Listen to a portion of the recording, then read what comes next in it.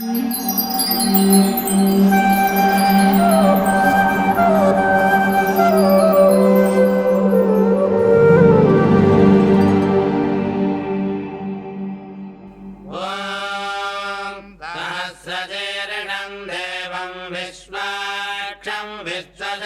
are three ways of acquiring knowledge.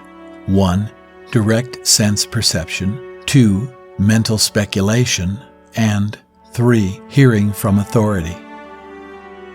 We, the living beings, the acquirers of knowledge, suffer from 4 inherent shortcomings: imperfect senses, tendency to be illusioned, tendency to commit mistakes, and propensity to cheat.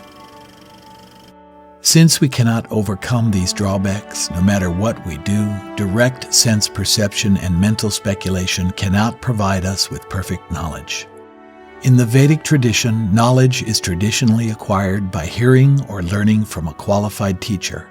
The knowledge of the Vedas is coming down the ages since the dawn of creation. The knowledge taught in the Vedas is perfect, being given by God Himself, who is free from the above-mentioned 4 defects. Veda means knowledge. Veda means that knowledge which is beyond time and space, which is always true. What is called knowledge today might be considered non-knowledge tomorrow. It might be considered, what is considered right today might be considered wrong tomorrow. Just like so many people at school, they were taught that Pluto is a planet, and then it got deplanetized and it's not a planet anymore.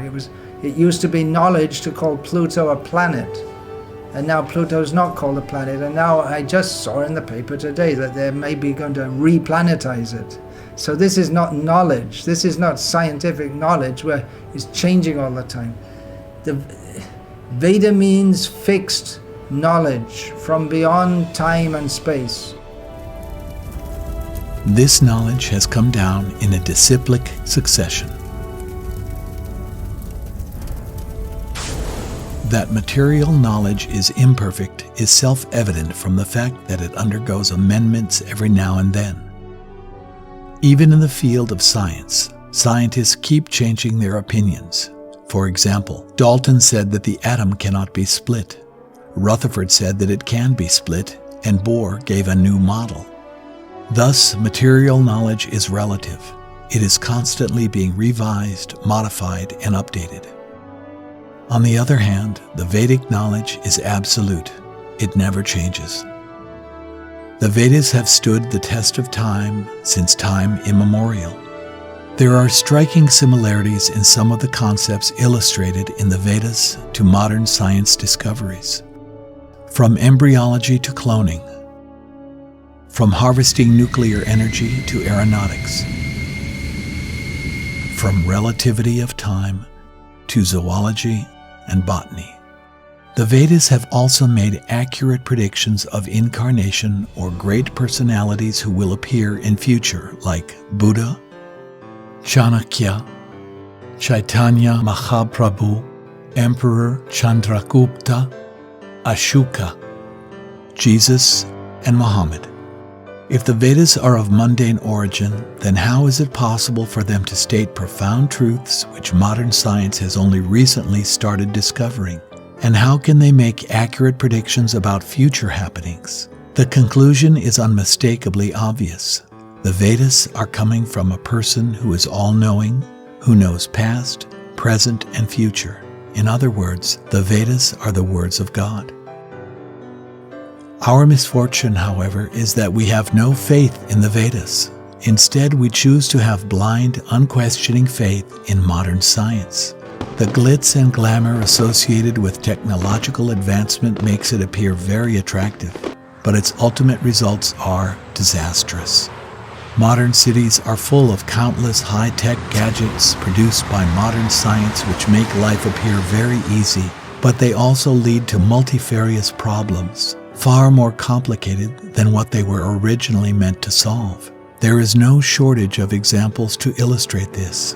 Automobiles and factories have apparently increased the facilities in our life, but the air pollution they have caused has become a deadly health hazard. Surveys have revealed that just breathing the air in a polluted city like New Delhi is equivalent to smoking several cigarettes a day. Such cities are therefore full of chronic asthma and lung cancer patients. Water now seems to be so easily available at the turn of a tap, but little do we know that it is greatly contaminated due to chemicals and effluents added during its transit from the river to the tap, thus leading to epidemics of waterborne diseases. Advancements in technology has led to a culture of sedentary occupations, fast foods, cold drinks, high-speed and high-pressure lifestyles, all of which lead to a variety of debilitating bodily and mental diseases. Modern medicine appears to provide quick and easy cures to diseases. All that you have to do is put a pill into your mouth, but these inevitably have harmful side effects on the body, which soon leads to a vicious cycle of illness and medicines. Important or relevant as modern science may be, it deals primarily with dead matter. The Vedas, on the other hand, deal with the science of the self and the source of the self. Advancement in science and technology has no bearing on the Vedic knowledge, as the Vedas are meant to deliver a suffering soul from the ocean of nescience in the past, present, and in future. The Vedas teach us who we are, who God is, and what our relationship with Him is. They also teach us the method by which we can revive our lost relationship with God.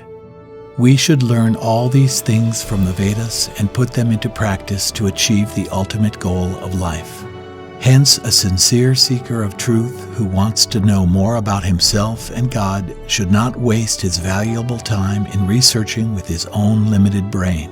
Rather, he should cultivate the knowledge of the Vedas by approaching a guru. The guru, or spiritual master, is like a walking scripture. He has thorough knowledge of the essence of the Vedas, and he can impart this wisdom to a sincere disciple who hears from him submissively and serves him.